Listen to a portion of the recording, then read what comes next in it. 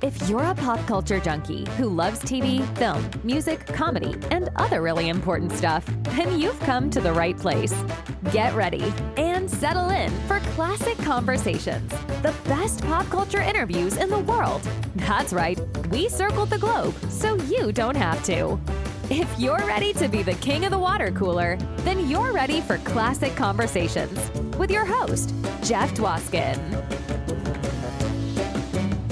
All right, Lori, thank you so much for that amazing introduction. You get the show going each and every week, and this week was no exception. Welcome, everybody, to Classic Conversations, episode 131. As always, I am your host, Jeff Dwoskin. We've got an amazing show for you today. Yes, we do.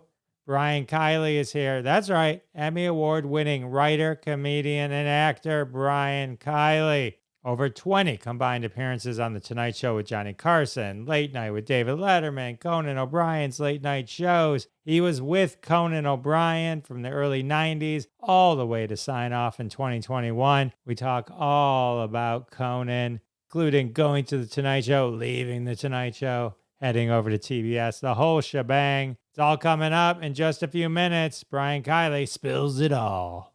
For those of you into online dating or have online dated or about to online date, make sure you do not miss episode 130 with Summer Moore, because you're going to want to hear all about her web series, Pandemic Pillow Talk, which is all about online dating. She also has an awesome short called As in Kevin, all about online dating. Hilarious stuff. Check out episode 130. Check out the show notes to that episode. Also, there's links to all her awesome shorts, so definitely check that out. Also, follow Summer Moore on Instagram. As you learned from last week's episode, her Instagram got hacked. So I'm encouraging everyone to head on over and follow her on Instagram. The link, again, is in the show notes, so check that out. Thank you very much. Oh my God, I gotta tell you, I had the greatest, geekiest experience ever this past weekend at the Motor City Comic-Con. Greatest time ever. So I had press passes. I got to interview everyone that was at the Comic-Con for the Christopher Reeve Legacy Reunion. They had folks from Superman 78, so Superman 1, 2, 3, and 4. It was the 35th anniversary of Superman 4. So I got an interview with Sarah Douglas, Ursa, Krypton baddie, Jack O'Halloran, Non, another Krypton baddie, Mark McClure, played Jimmy Olsen in all the movies, Aaron Smolinski, baby Clark Kent. You know which one. When he's a little baby and he holds the car up over his head and he's wearing the red little schmata around his waist because he's a little baby. Mark Pillow, Nuclear Man. I met him. I got a photo, but the sound for that one didn't come out. But it happened. Mariel Hemingway. Lacey Warfield in Superman 4. She was awesome. And Robert Venditti and Wilfredo Torres, both artists for the comic book Superman 78. So I'm going to be editing those all together. They're like little short interviews. I'm going to have a Christopher Reeve Legacy Reunion episode. So anyway, that's coming up. I don't know when, but soon in the future. You can look forward to that. It's going to be awesome. I do want to take a quick second and thank everyone for their support of the sponsors. When you support the sponsors, you're supporting us here at Classic Conversations, and that's how we keep the lights on.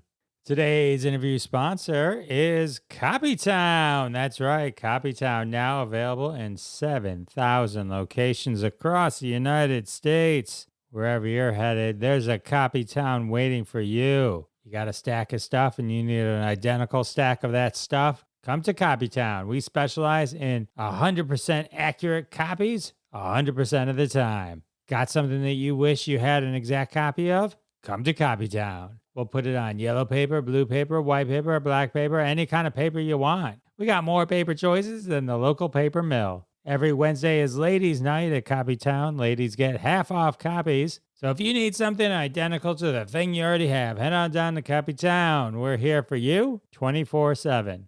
All right, well, that's awesome. I'll tell you what else is awesome. My conversation with Brian Kiley. Oh my God, we talk about Conan, We talked Jesse Pop, a comedian friend of mine that I used to do open mics with in Michigan and went on to write for Conan. Brian shares some cool stories about him. And of course, I talked to Brian about his seminal role in Delocated, John Glaser's awesome TV show. So much coming at you. Buckle up because it's coming at you right now. All right, everyone, I'm excited to introduce you to my next guest, Emmy Award winner, writer, comedian, author. Ladies and gentlemen, welcome to the show, Brian Kiley. Hey, thanks for having me. Great. So happy to have you here. You are a institution in the comedy world. I'm excited to talk to you about all your time at Conan O'Brien and your Emmy Awards and all that cool stuff. And you've been on what the late night shows 20 times. That's an insane amount of times. Yeah, 20 sometimes, yeah. Incredible. So tell me, what's your origin story in terms of finding that comedy bug and knowing that comedy is where you're going to go? You know, it's so funny. We had this talk one time in the Conan writers room about our childhoods, and we were all comedy nerds. You know, whether it was, people have their different things, whether it was Mad Magazine or SNL or whatever, but we were all comedy nerds from an early age. And I remember being a little kid in elementary school and checking a joke book out of the library and then getting in trouble for not returning it. It's like, hey, you didn't return the joke book or whatever. And I feel like I was like obsessed with jokes and stuff at an early age. Yeah, I mean, I loved the Dick Van Dyke Show, and I saw that he was a comedy writer, and I was like, oh, maybe I could be a comedy writer. And I would watch, when I was a kid, I couldn't stay up late and watch the comedians on Johnny Carson or anything like that, but there'd be a comedian on like Mike Douglas or Merv Griffin when I was a little kid, and my mother would be like, I'd be playing outside or whatever, and she'd call me in and I'd watch the comedian and I'd go back outside and play or whatever. So I think I was always kind of obsessed with comedy. And, my brother and I had like a little a fake Mad magazine that we wrote. And I used to write jokes and I'd kept them on little note cards for when I needed them someday. And if I ever found those note cards, I'm sure they're long gone, but if I ever found, I'm sure those jokes were horrendous, but you have to start somewhere. So even 13 years old or whatever, or 12 or whatever, I started comedy writing, in my version of what I thought was comedy writing. So I did that. And then when I was in college, I saw a comedy show, and the last comedian, Barry Crimmons, I thought he was great. And I went and talked to him, and he was running a club called the Ding Ho in Cambridge, Mass. I met with him one day and had a cup of coffee, and I typed up a bunch of jokes that I had written. He was saying, you couldn't make any money in Boston writing. You had to go on stage. And I was like, it was so terrifying. I couldn't. He let me come to the shows, which I would do every few weeks. And then I took a comedy class at Emerson College in the summer, taught by Dennis Leary. Really? Yeah. And we did stand up in the class. And then the last class, we invited people in and performed for them. And they encouraged me to keep going. So I started doing open mics when I was in college, and then I started getting some paid gigs. And then after college, I just started doing it full time. And I did it full time for 12 years or something. And then I got hired at Conan, and I kept doing it while I was working at Conan. And they would put me on, a guest would cancel. And they'd say, get out there, or they'd say, we need you to do the show tomorrow because somebody pulled out at the last minute. And I did the show like 12 times, but only once did they give me a date. The rest of the time was, get out there. How much extra pressure is that, though, to not have, because I imagine with the people that do know, they're going over their like manic thing, right? They're going crazy. So what happened is I would finish one, I would do a spot, and then the next day I would just start working on a new one. You know what I mean? Sometimes it was good to not have that lead up. Like you didn't have time to get nervous because you didn't know you were going out, So I would keep a suit in my office, and I would always be working on my next set. And sometimes there were times when they'd say, hey, can you do the show tomorrow? And I'd say, I've only got like 2/3 of a set and whatever. And they go, well, you'll be the second guest or whatever. And it's like, and I would literally be writing jokes on the train to do that night. It's like, and sometimes I look at old sets and what is that joke? I never heard that joke before, even though it's coming out of my mouth. So that's funny. It's crazy. Is it stressful though? I mean, to be able to have to, because I mean, I know you're on the show, and so it's a thing. Hey, Brian, just here, get up here. But you're going in front of a national audience, and so you don't know that you're we got the suit ready in the back office. It's actually a little pressure just because you have to see everybody at work the next day, and you don't want people avoiding eye contact as you walk down the hall. Like, oh boy, you know what I mean? So you want to have a good set. It wasn't like doing a hell gig. You felt like the crowd was going to be good, so that you kind of you had that going for you. That is comforting. Wait, back up 1 second though. When you were doing stand-up, your first influences / mentors just happened to be Barry Crimmons and Dennis Leary. Well, yeah, it was kind of funny. Crimmons was the first person I met in comedy. We ended up being lifelong friends. He passed away a couple of years ago. What an amazing person to stumble upon. No kidding. So, yeah, I mean, he was really, he was such a brilliant guy. And he kind of evolved. Like when I first knew him, he was just a comedian. And then he kind of morphed into a political comedian. And then he really kind of morphed into a political activist.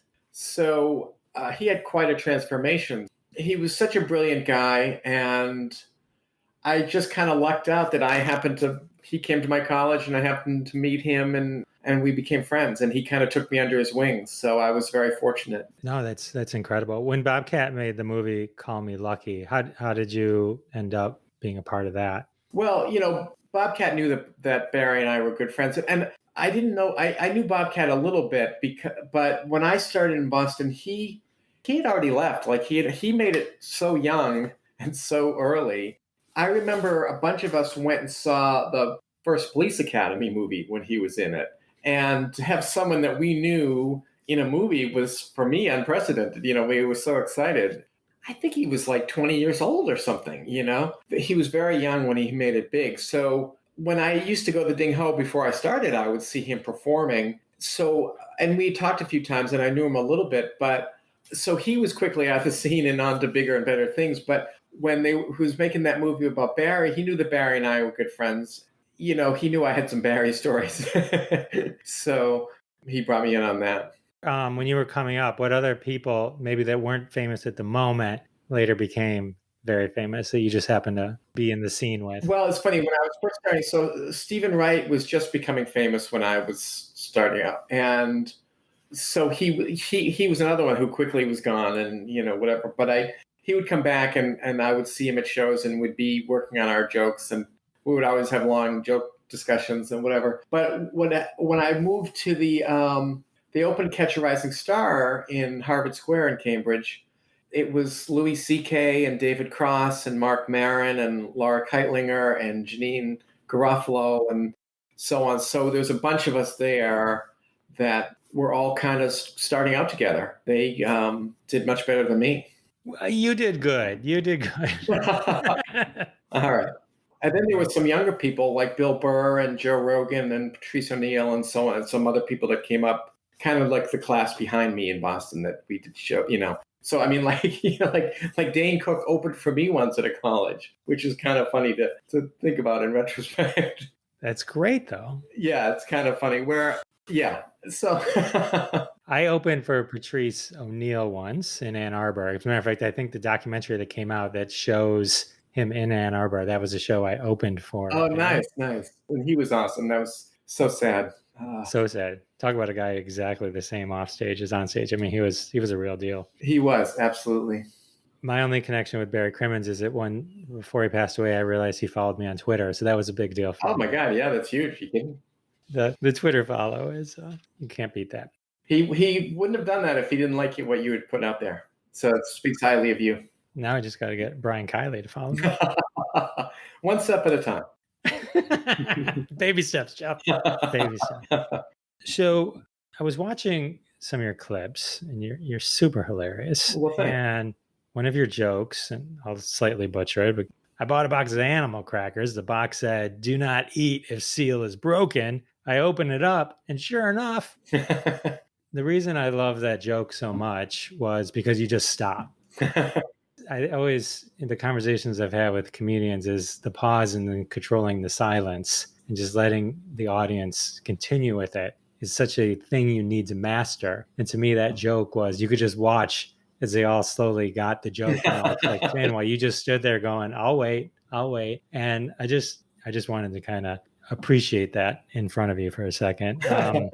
Sometimes some crowds I'm still waiting, but That'll always be the case, but brilliant. So I did have a question. What was the one where Bruce Willis was seemingly the host? Which show was that? Oh, okay. So so this is what happened. So when I was 25, I auditioned for the Letterman show, and the producer came up to me afterwards and told me I was very good. And then they called me 17 years later. I didn't even know I was in the running. So I'm working at Conan. I'm at my desk, and Eddie Brill calls me and says, "This is a weird question, but can you do the show today?" And I was like, "Yeah, okay." And I had my suit hanging on the hook in my office. And he goes, "I'll call you back." So he calls me back and he goes, "Okay, you're on. Dave is sick." Dave had shingles. So Bruce Willis is supposed to be the first guest. So now Bruce Willis is hosting. So he said, "Dave is sick. Bruce Willis is hosting. Don't tell anybody." I said, "Okay." No. He said that, whatever. He said, "Dave is sick. Bruce Willis is hosting." So, okay. So I hang up. I tell the guy I shared an office with, "Dave's sick. They asked me to host. Bruce Willis is host." Eddie Brill calls me back. "Don't tell anyone that Dave is sick and Bruce Willis." It's like, well, the cat's out of the bag now. You didn't tell me. But that was one of those things of, I didn't know I was going to be on. It was 1:00 in the afternoon. I walked over there at 4:00, and I was like, "Okay, just do your best 5." And I don't think, when I was 25, I wasn't ready, and I think I would have been too nervous and not. I don't know that it could have gone well. But by the time I finally did get on, at that point I was like, okay, well, if I can't do it now, so. And then they would call me at the last minute too. Somebody would cancel or something. So it wasn't until I moved to Los Angeles that they would actually okay, we actually have to give them a date because we can't get them at the last minute now. So Think how highly they must think of you as a comic. I mean, that is to put the trust to say, "Oh, we can trust Brian Kiley" at the last second. Because I imagine they vet those. Everything I've ever heard, they vet your sets, absolutely. But it's funny because I had a friend who years ago, the Tonight Show wanted to do that, have him be their last minute guy. And he said, "No, it's too nerve-wracking," or whatever. And to me, as a comic, like you work your whole career to get on that. Do you know what I mean? So if you're a ball player, you're in AAA, and the big club calls you up to play in the majors, you're not going to go, "No, I need more notice," or whatever. You're going to, you're like, "Yeah, I'm pitching today. Okay, whatever." So, that's what you've been dreaming of, to me, your whole career. So, I just kind of looked at it as an opportunity, and I was always excited. I remember there was one time I was doing a fundraiser for the PTA at our little town in Westchester, and my wife was the VP of the PTA. So they called me the night before, and they say, "Hey, can you do Letterman tomorrow?" Whatever. So I tell my wife, she's, "Oh, you can't do it. You've got to do this PTA show." I'm like, spoiler alert. I'm doing the Letterman show. I don't know what you're talking about. And actually it ended up being the coolest thing because they offered me a car service. So I did the Letterman show. They put me in a limo, and then I show up to the PTA meeting in a limo and get out to do it. It's like, that couldn't have worked out better. It's like, all these soccer dads that didn't think much of me. It was like, well, I'm in a limo now, buddy. Yeah, check out this ride. Exactly. And then thankfully your wife's bake sale didn't tank. She never would have let you down. That's true. Let that down. When you worked at Conan, did you know Jesse Pop? Oh, yeah. Mm-hmm. Great guy. Jesse's from Michigan. Yeah. His submission was because, when people would submit their packets, they try to get hired as a monologue writer. So everyone's got their monologue jokes. And there are some people that they have a bunch of jokes that you kind of think, yeah, we'd do that joke, but at the same time, we also would have thought of it. Do you know what I mean? What I loved about Jesse's packet was, it's like some people, it's almost like I have to use a baseball analogy where there's a ton of singles in there, but it's like, okay, but we could get these hits. And Jesse would have these home runs that you're like, okay, we never would have thought of that. I remember there was some joke about, I'm talking about butchering jokes, but there was a house somewhere where people were away and they came back and it was infested with like 8,000 snakes or something like that. And then there was a joke of, in snake news, party at Steve's house this weekend or something like that. And it was such a clever joke and so off the wall. And it's like, well, none of us would have come up with that. None of us are looking at that joke from the snake's point of view. I always enjoyed Jesse's comedy. Yeah, Jesse, all the comedians in Michigan, we would love to go listen to Jesse. There was one time where Jesse was opening for, it was a Comedy Central tour. It was Mitch Hedberg, Dave Attell, and Louis Black. Oh my gosh, incredible. Jesse was like the local opener guy. And the thing that I remember to this day, he does his set, does well, and then Mitch Hedberg comes out and is like, that Jesse is one droll motherfucker. And I'm like, at the time, Mitch, it was just like, I was like, oh, if he could have said something like that about me, that would be like the highlight of my Oh my life. God, yeah. That's so funny. That's great. Before we dive into Conan even more, you worked with John Glaser. Is that how you met John Glaser? Sure. So funny. He did so many funny bits on Conan. And he's one of these guys that most of us are either we have a strength. We're either good at writing or good at perform. He's one of these few guys that are just he's equally as talented as a writer as he is as a performer. So he did some great bits for us. I always loved his stuff. Yeah, he's hilarious. So you were on Delocated season 1. Yes, he put me on the show, which was so nice of him. I played his boss at the copy shop, and I was so honored to have somebody cast me in a show as playing up something other than myself. Delocated is a hilarious show. You can watch it on Amazon Prime if you have Amazon. John Glaser plays a guy in the witness protection program. I asked John Glaser when I interviewed him, I'm like, how did you do this pitch? It's me, but I'm wearing a mask the whole time, so no one ever knows it's me. He moves the family to New York and then he does a reality show. Brian plays Rick, the copy guy. And there's short episodes. They're like 11-minute episodes. Yeah, absolutely. And, that was a really cool thing when they had the premiere. My kids were little and they came to and I think they were so excited to go to a premiere of a TV show and see their dad in it and all that stuff. It was really, I feel like I'm indebted to Glaser forever. Did you do any writing on the show or just perform? No, it was, I was still working at Conan and whatever, and they were working on the show and it's actually fun. It's so much fun to just actually go. I mean, it was a lot of improv and that kind of stuff. Yeah, I had a blast. And he kept finding new clever things within the concept, it was amazing. So why weren't you in season 2 or 3? I think it's because I moved. I think we moved. I think it was when we moved to LA, as I recall, because I could be wrong about the dates, but as I recall, when the show moved to LA, I couldn't just stop by and and do that anymore. So, and I had a pretty heavy Conan schedule. So I think there was one week where they were going to have me come back, and then the week got pushed, and then I was back working at Conan and couldn't do it or something. So that makes sense. So you had to prioritize Conan, PTA. Yeah, PTA first, please. And then John Glaser's show. I got a kick out of it when I was looking at your IMDb, and I'm like, oh my God, that's right. It's always fun. Like you forget, and then you sure. Oh my God, that was him. All right, so you're doing all these appearances on Conan O'Brien show, and is that how did you just evolve from that to becoming one of the writers on the show, or was there more of a you still had to submit your packet while you were kind of being featured as a comedian as well? Oh no, so I actually got hired first as a writer before I got on Conan. I knew some of the comics writers from Boston. My friend Tom Agna and Chuck Sklar and Louis C.K. were all writing on the show, and somebody got fired. And at the time, I was doing a lot of topical jokes. So if I did 45 minutes back in those days, probably 25 minutes or so was stuff from the news. So they knew I was writing those kind of jokes. So they contacted me and said, hey, can you submit a packet? So I typed up some jokes from my act that I'd been doing the last couple of weeks.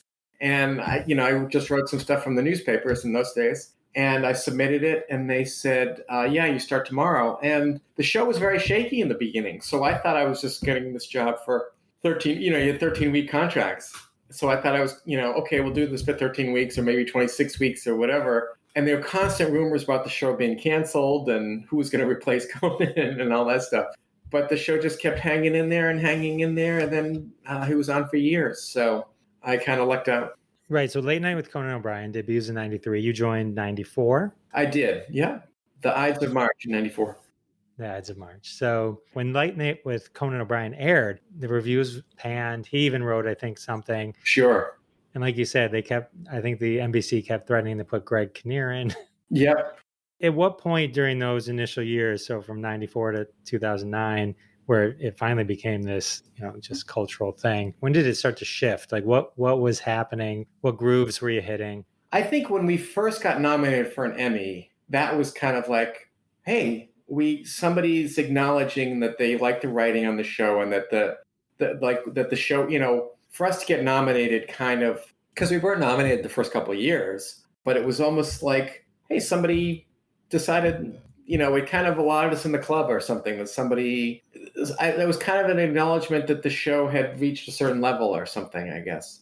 So I feel like that did it. And, they gave us a primetime special for the 5th anniversary. And as we started hitting these anniversaries, and it's like, hey, we've kind of been on for a while, But I do feel like getting some validation from the Emmy people made us feel like, hey, one time we were watching the Today Show and the critic from TV Guide was on, and he said, Conan has the best writers on TV. And it was like, what?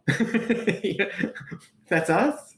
So we started to get some good press after a few years of not so good press. I read a quote from Tom Shales, called it one of the most amazing transformations in television history. Even though Conan, can you imagine learning stand-up comedy on national television? Like, those are your open mics. It's you can't imagine it. But it takes so long to get good at stand-up. Every day in the office, he would be unbelievably hilarious. You saw what a brilliant guy he was. So even though he was nervous on the air and wasn't polished and whatever, just from seeing him off camera, we knew it's like, oh, this is actually a brilliant guy. Once he kind of figures it out, he's going to be amazing. We were fortunate in seeing how funny he was off stage. So that's your motivation to keep going. Yeah, I mean, I think we were all, because people would badmouth Conan to us in the beginning. But we kind of had this secret of like, oh, you don't realize this is the funniest guy in the world. You wait till he gets comfortable on stage and gets some experience. And we kind of felt like he was going to be great, just a matter of time. Right. And it's not like he's a newbie. I mean, Conan was on a writer for Saturday Night Live. He was a writer for The Simpsons. Absolutely. Absolutely. So he had a track record as a writer, but also just in the office, I've never seen anyone funnier. So I was really blown away by how brilliant he was. Amazing. And not shocking at all to hear that. Let me ask you about monologue writing. So in your sense, where you have maybe 25 minutes of your act as you're going in is of the day, right? Yes. You have the luxury to say, well, I'm going to do most of these things until they kind of die in the vine in terms of the news cycle, and then kind of filter them in as you want. So maybe on a Monday you do one, on a Tuesday you throw a 30-second new thing in, right? Absolutely. So how is it going in day to day? I can't even imagine how many jokes you have to churn out, and I don't want to say force the inspiration, but now you're getting paid. It's a whole different thing, right? How did that whole thing work? Well, it's funny because as a comic, I would try to write like 5 jokes a day. And I thought, okay, I'm hardworking, And here, when you suddenly have to write 40 jokes a day, you're like, what? And also, say you had a great joke in your act about Michael Jackson. Well, you do that as a stand-up. You do it every night and it would do well. And, it's part of your act or whatever. But here it was like, okay, you had a great joke on Michael Jackson on Monday. The next day he wants another great joke on Michael Jackson. You're like, what about the one I gave you? And well, we did that. So now you need a new one. So you have to write, you end up having to write 50 Michael Jackson jokes for television as opposed to the one that you had in your act. You know what I mean? So that's the hardest part to me, is to have to keep replicating, to keep going back to the same well over and over and over again and try to find something new. That's where it gets tricky. And especially those days in the beginning, we didn't have, the internet hadn't started. I feel so old saying this, but we were reading newspapers and looking through and stuff. So, sometimes the news was just tragedy. And I remember when they had the Oklahoma City bombing, it was right around Jackie Onassis died, and the news was just so awful. And he would come out, and they had the little state-by-state things in the USA Today. And he'd come out and be like, hey, did you hear about this comptroller in Des Moines, Iowa? And everyone's like, what are you talking about? But we couldn't talk about anything. There was so much tragedy in the big news. So it's gotten a little better now with the internet because there's more sources and more ways to find other stuff. At the same time, I think it's actually much harder now because everyone's tweeting jokes on Twitter. So, sometimes I'd write a joke at 9 and then at 3 o'clock they go, oh, somebody put that same idea on Twitter. And you're like, but I came up with it first, but it's old news by that time. So I think it's very hard to write monologue now because so many people are writing jokes on Facebook or Twitter off the news. I was going to ask you about that because, right, you hear that all the time. Like you're watching Bill Maher or something, like these, especially these once a weekers, and then it's like, oh, that joke's been done 50 times already. It's gotta be tough. And I'm sure when they wrote it, it was fresh, and it's just that's I think it's very challenging now to write topical jokes. So when you're writing, are you writing trying to mimic Conan O'Brien's voice, or do you write it in your voice, or some hybrid, and knowing that Conan will adapt it as he's reading it? Well, you're trying to write it in his voice. I mean, a lot of times he'll take it and he might tweak it a little bit or rewrite it a little bit and try to put it more. But you are trying to write. You do have his voice in your head as you're writing them, and But I mean, you have to learn his voice. There are comics that people that would write funny jokes and it's like, well, that's a funny joke, but that's too sarcastic for Conan, or it's too pointed, or it's too heavy-handed, or it's too the reference is too obscure, or whatever. So when you work for somebody in a while, you find out what the things they like and don't like, and that kind of thing. And I used to do a lot of sort of wordplay jokes. He hated those, so I had to learn not to do that. When I was first started, there was a story about a woman had given birth in the New York City subway, and they wrapped the baby in the Sunday New York Times. And I said, ironically, it was the C-section. Well, I thought it was a cute joke and whatever. No, wordplay, corny, blah, blah, blah, whatever. And you're like, oh, okay. So I stopped writing wordplay jokes. He kind of beat them out of me, and I stopped writing them for my act even because, you learn he doesn't like that kind of thing. So you stop going there. So it does take although I did get his voice pretty quickly. We have a lot of overlap in terms of our sensibilities and stuff, fortunately. But there's definitely, you learn to write for the host voice, hopefully, if you're going to make it, whatever show you are, you have to replicate best as possible the voice of the host. So when you're writing that many jokes every day for Conan and in Conan's voice, do you lose a little bit of your own voice? Like, how do you maintain your voice as well as a comedian? Well, what I did early on is I decided it's like, okay, I'm going to give him everything topical, and I'm just going to write personal stuff from me. So I never wanted to have that dilemma of, ooh, do I keep this joke for my act or do I give it to him? Do you know what I mean? So all the stuff off the news. So I stopped. I lost about 25 minutes of material when I started because I was like, I stopped doing topical stuff, but then I had to build up my act. But I kind of kept the division of those two, and the stuff with. So you can have your own voice when you're talking about your own life and whatever. So that way you're able to keep yourself in there. Well, I can imagine though it wouldn't be crazy to think like somebody comes to see you and you're like, oh, you sound like Conan now.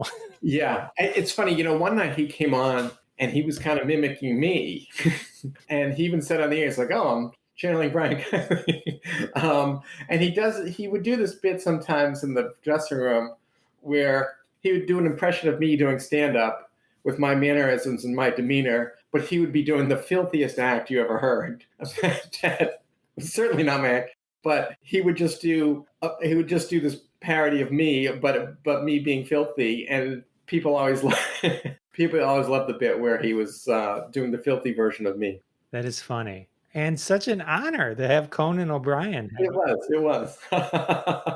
And there were times when he would meet other comics out somewhere, and they'd be like, you got to do the impression of Blue Kiley for me. So, yes, I was very honored that he would do an impression of me. Blue Kiley, that's awesome. It even had a nickname. That's great. Yeah.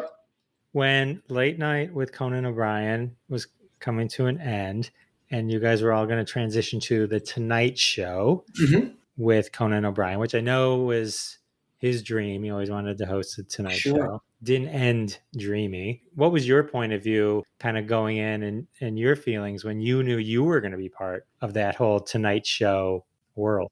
I thought he was going to be hosting The Tonight Show for 20 years, And I kind of looked at it like he followed David Letterman as a complete unknown and was able to make it work. I thought after all that experience, and he was famous by this point, that he'd be able to, that it would work okay. And, there was a variety of circumstances, I think, that were kind of conspiring against us at that time. It was I have to say that the Tonight Show was very stressful because really he was doing, the Tonight Show had this history of doing long monologues. So now he's doing 15 jokes instead of 6 jokes or whatever.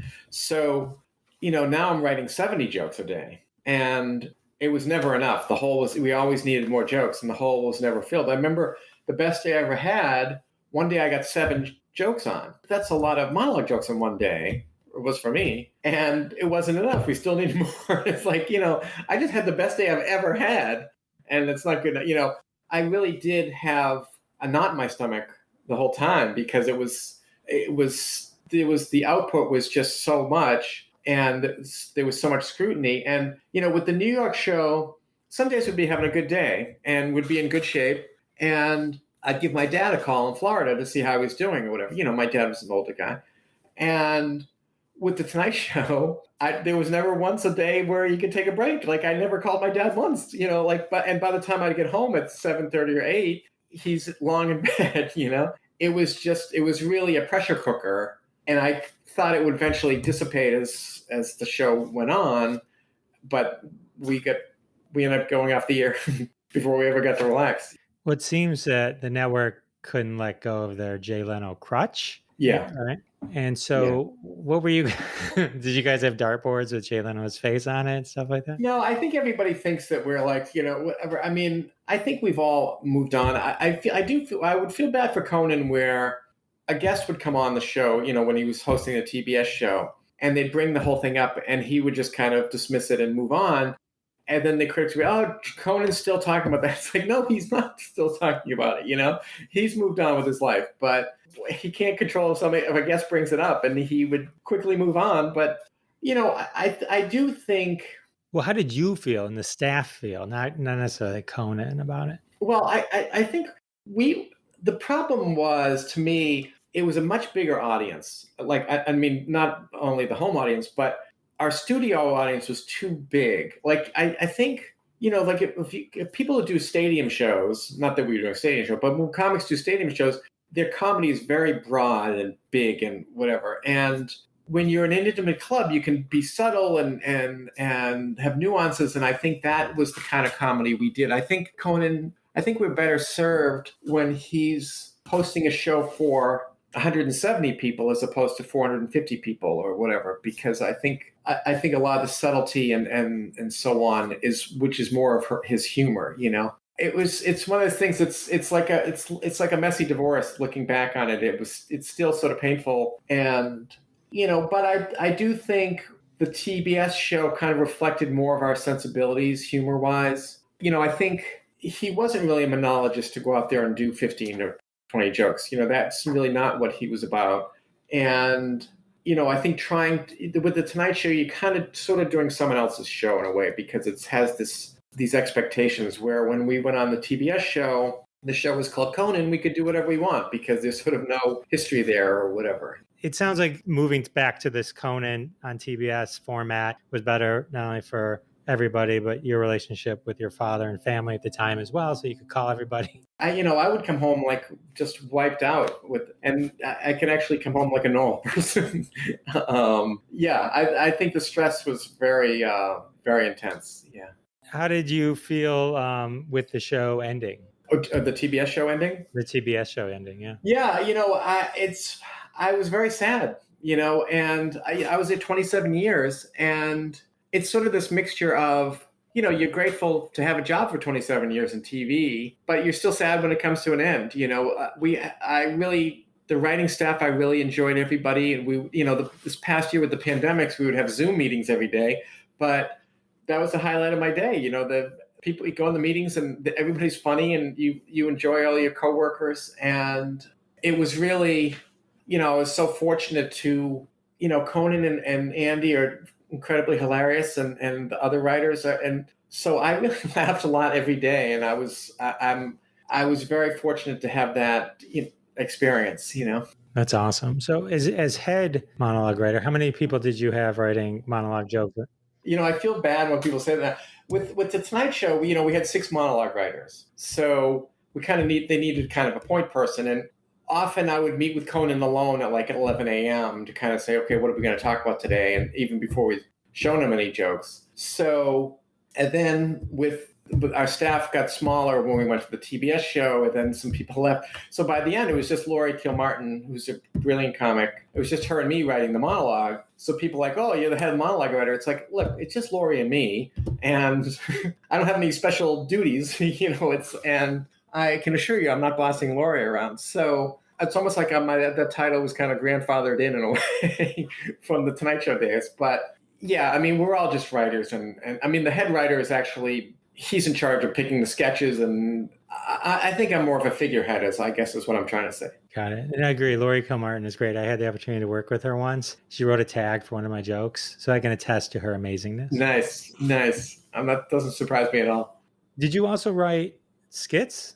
I would occasionally, yes. When the show was 5 days a week, I just really didn't have time to do it. When it was 4 days a week, on that off day, sometimes I would write some sketches. And so I wrote, and sometimes what would happen is I would come up with the initial idea, and then one of the sketch writers would fill it out or whatever. But yeah, I did write some sketches from time to time, more so in the past year because he wasn't doing a monologue. Yeah, it's much harder. That was a little harder for me. But we had a bit one time where they had outlawed straws in California. So we had a bit where there's a guy doing a mountain of cocaine, and the cops burst in and they take the straw away from him. He's got this, and they leave, they cart him off in handcuffs, but they leave the cocaine because, he's using a straw, Awesome. And that sketch is hilarious. That's on your website, actually. I laughed my ass off watching that. Oh, good. And there was a bit that we did about Conan trying to bring back the word thrice. Because it used to be once, twice, thrice is such a handy word, you don't hear it very often. And then we would have sketches where people would be using the word thrice or whatever. So, and that was a running gag for a little while. So I think that would be amazing to bring that word back. Yeah, absolutely. Why? How could it ever leave? I don't understand. Some mysteries will never be solved. Who were some of your favorite guests you got to meet on the show? Like personal favorites? Sure. Well, it's so funny because there's a lot of actors and stuff that I really like, and I didn't meet them because what would I have to say to them? If I met Harrison Ford, I'd be like, it's like, okay, you know what I mean? And I'm sure I hear that a million times a day, and who cares or whatever. But I remember when Henry Winkler was on, he had written these children's books that my kids loved. And it was for like 8 to 10-year-olds or whatever. And I would read them to my kids, and they would read them on their own, and they would crack, and they just loved them. And I kind of thought, I felt like this probably would mean something to him if I told him, because, if I said, hey, the Fonz, he'd probably want to murder me. But I just met him, and I just said, I just want to say my kids, we read it's called the Hank Zipser stories. And I said, my kids love your books, and they laugh and they read them on their own. And it was, which as a parent, you love when your kid's actually reading, And I just told him how much they enjoyed it. And he seemed very touched or whatever. And then a couple weeks later, I get in the mail, he sends me 3 of his books, autographed to my kids. It was just so nice of him to do that, So when people ask me who my favorite guest is, I always say Henry Winkler. That was amazing. Henry Winkler is the greatest person in the world. I've never heard one person ever say anything bad about Henry Winkler. I've had the opportunity to meet him twice, once at an event and once at a Comic-Con. And then I was on a kind of a Clubhouse thing, and I got to ask him a question. And my goodness, he is the nicest guy. I have a 8x10 of his that he wrote, Jeff is cool. So I got a picture of the Fonz that says Jeff is cool. Oh, that's awesome. Well, he does seem, I've never heard a bad word about him. He seems so beloved, and I'm glad that he's on the show Barry, which is so great. And, he's awesome. That is awesome. So I'm happy for your kids that they got those books. Sometimes it's easier to, I know he did it and you didn't know, but that is one of the backdoor tricks is to say, hey, my kids, Is there anybody who you, and you don't have to answer if you don't want to, anyone that you're like, you just caused such mayhem? Well, it didn't have anything to do with me. So if there was somebody that did, I'm sure there's some guests that Conan was like, whatever, but I had very little interaction with him. Sometimes, I'm from Boston, and sometimes a Boston sports hero would be on the show. So I'd get to meet that person or whatever. But generally speaking, even guests I love, I kind of shied away from because I didn't have anything to, of interest to say. I did have to, like, when the Red Sox won the World Series and they had guys on, it's like, okay, I got to meet this guy or whatever. And it's so funny. I met when Jesse Pop was on the show. Justin Verlander was on, and Pop's a big Tigers fan. He and Jesse's so shy. I actually was kind of like, oh, Mr. Verlander, or this guy, whatever, and we met him or whatever. And I turned around. Jesse shook his hand, and I turned around, and Jesse was gone. He was so shy that I'm standing there with Verlander. It's like, wait, you're the Tigers fan. Where did you go? But I think he was too. I think he was too overwhelmed to meet the star. Before Verlander left Michigan, left the Detroit Tigers, he was dating, I think he's since married to Kate Upton. So this is just to give you an idea of how much I am in touch with sports and sports figures. We're at a place in Birmingham, Michigan, a restaurant. I turn, I go, oh my God, that's Kate Upton. So that must be Justin Verlander. That's so funny. Yeah, that's the best I could do. Well, the hat fooled me. Well, I love the Tigers. I love the idea of going to the games, and I love all the Detroit sports. I just don't know any of the specifics. I love it like I watch a movie. I don't know all the stats. I can just enjoy it. Sure. Which is weird, but I don't know. I just didn't. I didn't grow up. My dad didn't train me in the way of the sports. My wife loves it though. Oh, that's great. That's huge. The fact that she gets me every Sunday is fine. So cool. So one last Conan question. So you credited as writer for the White House Correspondents' Dinner when he did it for Obama. Mm-hmm. Is there any of the zingers that you remember you wrote that he said? Well, I remember he did it for Clinton too, early on. With the Clinton, I'm trying to think. With the Clinton one, I remember Sonny Bono was in Congress then, so he was there, and he did a joke about, I'm walking the streets of Washington D.C., and these are the streets that were walked by, Jefferson and Madison and Adams and Bono, and they cut to Sonny Bono, and just that was a fun experience to cut to, like, we never had that before, because he would do jokes about these people, but they weren't there. Do you know what I mean? So. And then there was a joke about term limits, and Strom Thurmond saying, "I've been in favor of term limits since 1910" or something like that. But what I remember about that joke was Conan bumped into Bob Dole the next day, and Bob Dole's like, "Oh, I like that joke about the term line." Of all jokes for him to pick, a guy was in the Senate forever. But that was kind of funny. And what Obama would do was very interesting.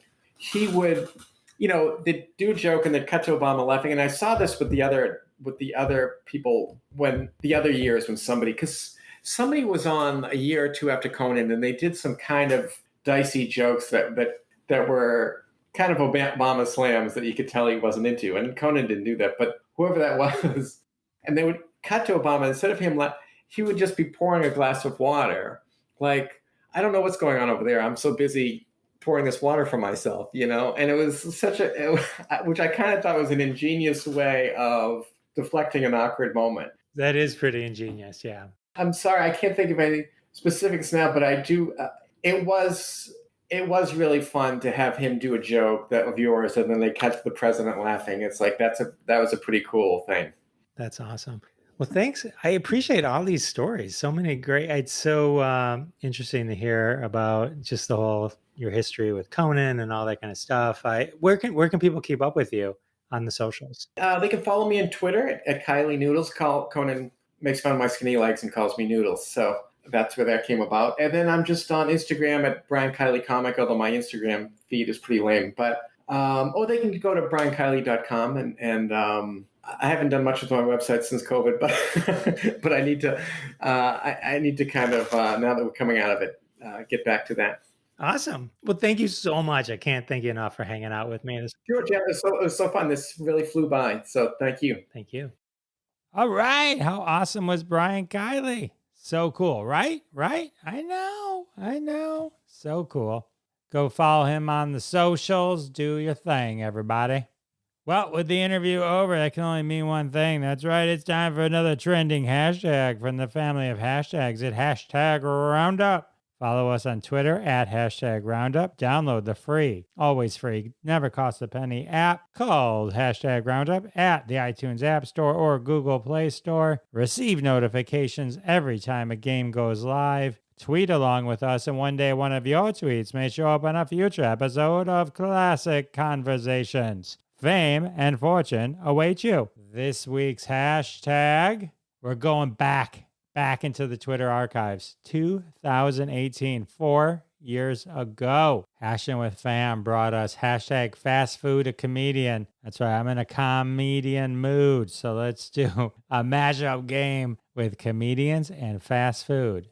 I guess I'm also hungry. You know how the mashups work. You just take a comedian, you take a fast food, mash them together, and hilarity ensues. All right, let's read some of these #fast food a comedian tweets. Fozzie the Bear Claws, Colonel Sandler, Wanda Shakes, Rodney Danger Fries. You get it? The mashup? #fast food a comedian. Let's keep it rolling. Norm McDonald's, John Cleeseberger, Richard Fryer. Would you like fries with that fan? Red Robin Williams. Amazing #fast food a comedian tweets, but we're not done. Pizza Davidson. They messed up her order. Now Kathleen's mad again. Laurel and Hardee's. Kit Kat Williams. And our final #fast food a comedian, Betty White Castle. Oh, all right. There you have it. All those tweeters will be retweeted at Jeff Dwoskin Show on Twitter. Go show him some love. Tweet your own #fast food a comedian tweet. I'll show you some love. Tag me on it, and we'll go from there. All right, well, with the hashtag done, the interview over, it can only mean one thing. Oh my goodness, episode 131 has come to an end. I want to thank my special guest, Brian Kiley. And of course, I want to thank all of you for coming back week after week. It means the world to me, and I'll see you next time. Thanks so much for listening to this episode of Classic Conversations. If you like what you heard, don't be shy and give us a follow on your favorite podcast app. Also, why not go ahead and tell all your friends about the show? You strike us as the kind of person that people listen to. Thanks in advance for spreading the word, and we'll catch you next time on Classic Conversations.